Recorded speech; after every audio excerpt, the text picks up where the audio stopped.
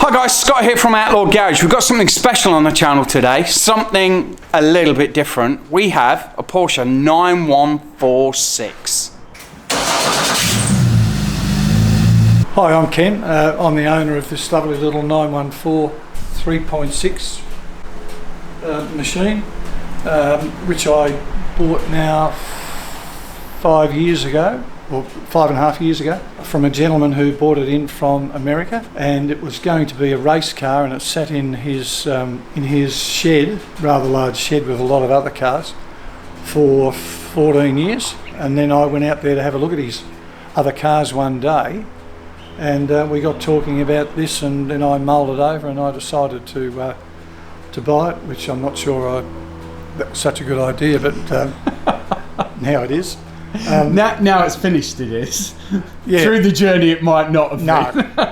There was a lot of periods when I didn't think it was such a good idea, and I didn't have anywhere near this much grey hair when I started either.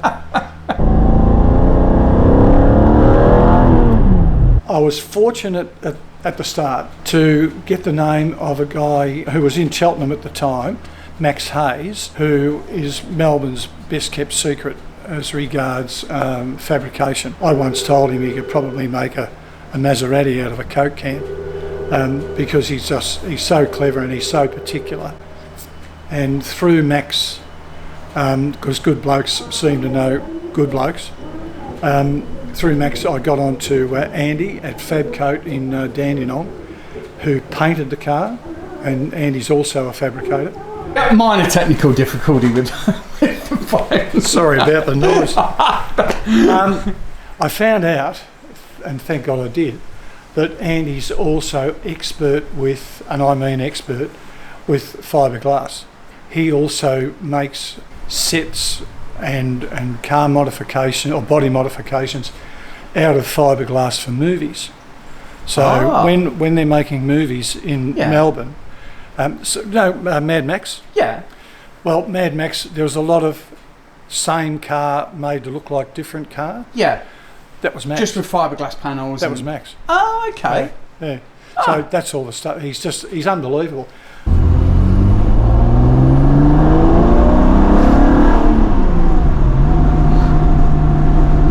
And it has a slightly different tone, because the engine's the other way around. Yeah. So it sounds a little different. The firewall cover in these, as original, is thick cardboard. Yeah. You know, like really, really thick, serious cardboard. The one that I managed to track down had been left in a position where it got wet, and it was buggered pretty much. So I was about to throw it out, and I told Max about it, and he said, "Oh no, don't do that. Bring it over here." So I took it over to him, and he used that as the template to make one out of fiberglass. Okay. And the day I went over there, he called me up. He said, "Oh look, I think this thing's pretty good. Can you come over and give me a hand?" And I went over there, and I was on one side and he was on the other. And and I shouldn't say this, and to my very great surprise, it just went straight into place. This thing had 930 turbo seats in it when I bought it. Oh. Like the 8-position ones as well. Yeah. Oh, the comfort seats. And what Dennis had done was, because all the controls are on the right hand side of the seat, he swapped the seats over so it was on the inside. So if you need to make any adjustments, you had plenty of room. Yeah. And also the handbrake in these things original was on the side. Dennis had already started to put a centre cabin handbrake, which was, I think it was a Ford Capri or something. So we got hold of some box to bits, and the central handbrake is still Porsche. And then I said to Dennis, "I'm not interested in these 930 seats because I can't get into the car. My knee would hit where the seat." Yeah, okay. Because they're big seats, aren't they? Yeah, big seats. Yeah. And then the steering wheel. So when I tried to get in, my knee was getting caught between the two. So I said to him, "I tell you what, how about you have the 930 seats back?" Knowing full well, Dennis being a magpie, I knew he'd have the original seats out of this, and he did. So I said, "You give me the original seats, I'll give you the 930 seats back." I figure the 930 seats are probably something he's going to find a lot easier to sell than a set of seats out of a 914. Yeah, and The 914, the seating position's is different to what you would think from a 911. They're a bit more, how would you put it, go-kart seating position rather than an actual driving position. The seating is, like, the pedals are a little bit higher, and there's a different, it's a different seating position totally. So I'd imagine the 930 seats didn't... Oh, that was just too big. Yeah, they as comfy as they are, they're not the right seat for the car. No.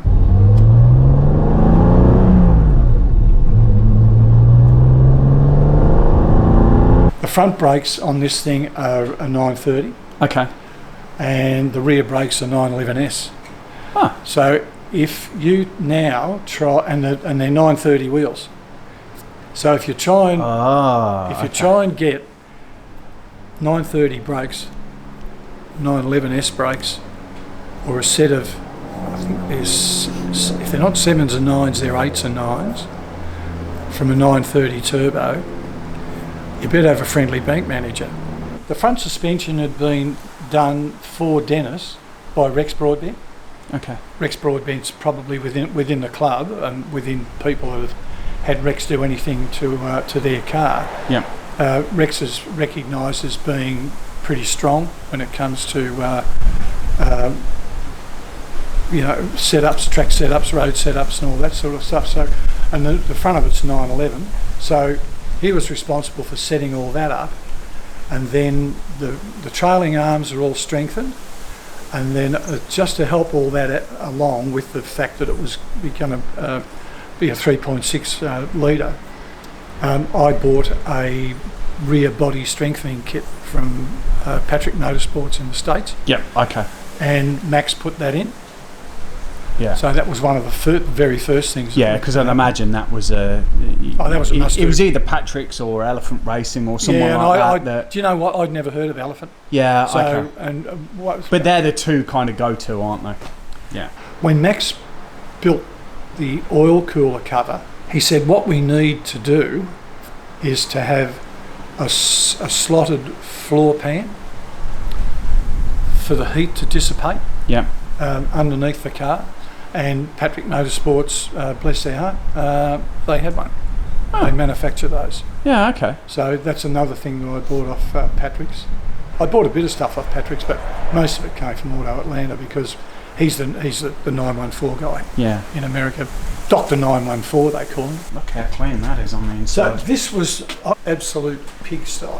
Because that is far from. It's so clean. There was no carpet. There was none of this. That was missing. Yeah. A lot of those brackets and all that sort of stuff, they were all missing. Well, even the lines and the fuses down here. And all the brackets. And something I didn't mention a little earlier was that the beauty of the car sitting in the shed for 14 years was, and covered as well as being in the shed, no rust. Probably the only 914 in Australia to have no rust. These are world famous for rust. Yeah, yeah. You know, if there's any rust around, please come and get on me. Yeah. That's what these things were. And particularly over, I think they call it the hell hole. If you're talking to anyone who knows anything about, and I don't pretend to be that conversant with it all, but I read a lot of stuff from the States, and they call it the hell hole. And I think what it is it's over on the passenger side, original passenger side, where the battery tray was. Oh, okay. That's where the issue started. Yeah. Okay. Common area though, battery trays, aren't they? And when I open this and you have a look down there, you'll see precisely why it was just. It's an area that just begs rust. Yeah. It has had the left-hand drive to right-hand drive conversion. Yeah, Dennis did that. Yeah, which is good for a 914 that's going to be in Australia. Like, it's a good idea to convert it. If it was a lefty, I wouldn't have bought it. Yeah, to be honest with you. And that's everybody's individual personal choice. Preference. I get that. Yeah. And your seats do, like, they fit perfectly, don't they? Original seats and. Yeah, original seats. Now, the coffee cup holder in the middle is another interesting story.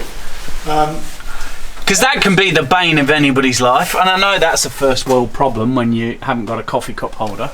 But well, for a lot of people, it's the end of the world. Anyway, when we got it to the stage where we were about to put the seats in, I went over to Andy's, and he said, "What do you think of this?" And all I can see is this fiberglass box, and he dropped it over the top of the handbrake. And it hadn't been painted or anything, so it was just a fiberglass colour. And I thought, yeah, that's wonderful. As soon as I get the first opportunity, I'll throw that straight in the rubbish bin. And he said, well, here's the idea. And he said, I'm going to finish it off. I'll paint it, put a couple of these little ring things in it, and you'll have a coffee cup holder. Perfect. Which I still didn't take a lot of notice of, but until I went over there and it was finished and it was in the car. There was an oil cooler set up in here, which was ordinary at best. So first thing Max found was the actual oil cooler itself. Okay. So he got hold of one of those. Yeah. This 916 body kit, front and rear, that came with the car, because that was Dennis's intention, was to make it a 916 look-alike, if you like. And the kit comes with the bumper, front fenders, rear fenders? No, not to my knowledge. They're fiberglass. They're not steel. And he put those. And they're fiberglass for a reason, because of the weight. Yes. Because as I said, it was going to be a race car. I don't know, valance, is that the right word, or the front part of the body kit? That had been damaged. It was almost throwaway stage. Yeah, okay. It was that bad, with big cracks in it, and it had bits of Bernie board stuck on the back of it, and I've got no idea what it was like. So when I eventually took that over to Andy, and he looked, I said, "Oh, sorry, it's not ideal." And he said, "No problem." He said, "I'll have that brand new in no time." And that's when I discovered that he was the man with fiberglass. Yeah. Okay. So not only did he glass it the way it should have been done, there's bits of Kevlar in there as well. To strengthen it up. I guess he would know where the weak points are and where you need to strengthen it. At one stage of the game it had a 2.7 in it. It had a 3.2 in it. But Dennis being Dennis and being a Porsche dismantler, as at any time anyone was looking for, as in this case, 2.7 engine or a 3.2, Dennis would say, "I've got one of those." Sells it straight out of the straight out of this, and sold. And that's really, I think that's pretty much how it finished up with the 3.6. And the only thing that I've got planned for this car to finish it completely are the two lights that go in here. Okay. Yeah. I wasn't going to do it, to put them in. I was just going to leave it like that. And then, funnily enough, a few weeks ago, I was looking at I just Googled 9146, and up came a 916, being a real one, and I think they only made 11, so they're pretty scarce. Yeah. And up came a 916 being driven down the road with the lights in place, and I thought, yep, I've got to put the lights in. Yeah. Okay. Just to finish it. Yeah. We should probably mention there's two other cars here. We are not going to show that one because we might have to come back for that at some point. Oh, okay. Well, that's, if anyone is in the market for anything to do with trim, and it's brilliant. They should reach out and sponsor the channel, so we might send you a message. No, they couldn't recommend it more highly. This stuff. So we've just moved this back a little bit because the light's horrendous, but that's almost catapult-ish. Oh yeah, and look, the same things.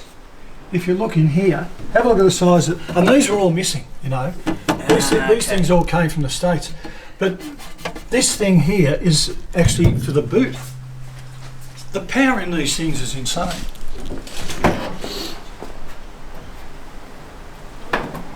And boy, did we find that out when we tried to install it. Oh yeah, because I'd imagine that is dangerous. Yeah. At some stage of the game, when this car was in the US, it had a small block V8 in it. That is the 3.6 litre. There's not a lot of space, is there? No. But what I always find is, and I think we might be able to see here, although I might put that down a little bit, although there's not a lot of space in front of the fan, there's a reasonable amount of space in front of the fan. Yeah. Not a massive amount, I get that, but there's at least, there's a large area for air to get in. Do you find it with the oil cooler at the front, you probably don't find that it runs warm? No. And to satisfy any, I'm not big into driving air-cooled cars on really hot days. Yeah. Whether it's that or that or that, I'm just not struck on driving air-cooled cars on hot days because I can't see any real sense. In front of the fan, Yeah. you'll notice, see those screws? You can see two. Yeah. C2. I think we might be able to. Yeah, there we go. We can see that. Max got to the stage where he was going to start doing some of the fabrication work. He created a space in the middle of it that if we need to change the fan belt or if we need to access the distributors, Yeah. for any reason at all we need to do is take the seats out, take the inside firewall cover off, Yep. undo these series of nuts. And then you can access that. We're straight at the front of the engine without having to take the engine out. The engine is a standard. Standard 3.6 out of a 964. Yeah. No mods. No. Slight mod, in as much as he had difficulty getting the car to idle. Okay.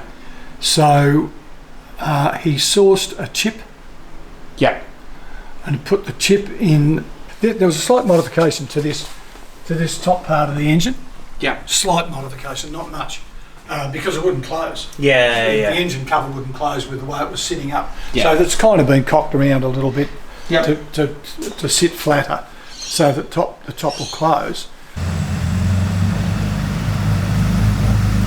Look, the whole thing is pretty bloody good. Yeah. So, It's got a beautiful sound as well. sounds alright, doesn't it? Yeah.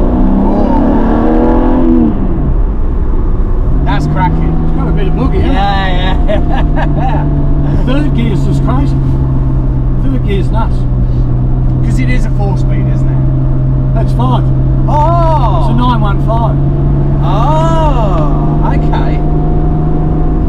I didn't even think of that. I thought it'd be a 4-speed. Nah. But a 915. So it's 915 made it up with the 3.6. It's the perfect combination. It's just the torque the top gear torque in this thing is crazy. You can just idle along at about 40k, stick your boot into it in 4th gear, and it just goes voof. What it has got is a very, very fancy flywheel, which weighs like nothing. Oh, have you got the light and flywheel? Yeah, and thinking back, that had a bit to do with the idle, Yes. the light flywheel, because it didn't have the weight there to Yeah. slow it down, if you like. I don't know whether that's the right terminology or not, but anyway, this super light flywheel had something to do with that. So Yeah, my understanding is the light and flywheel does make it a little bit more difficult on idle, but I've never met anybody who's had the light and flywheel but hasn't chipped their car, so I wonder if there's a bit of something with that. I'll tell you what it does too. It helps it get off the line like you wouldn't believe. Oh yeah. It just leaps. No, it just goes whoosh, go right. Yeah, so if you've got a P1 chip in this, light and flywheel, and then a different air breather setup, you've definitely got a lot more poke in that 964 motor than a standard 964.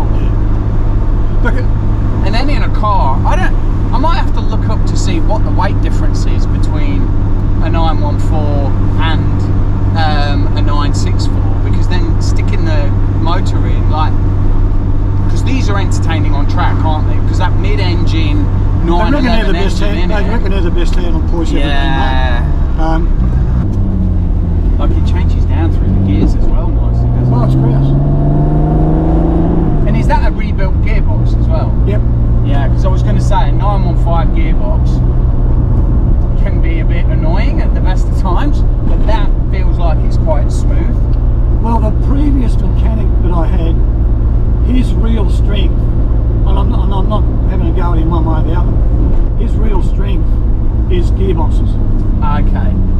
So the first job he did on this was to pull the gearbox apart when the car went to his workshop.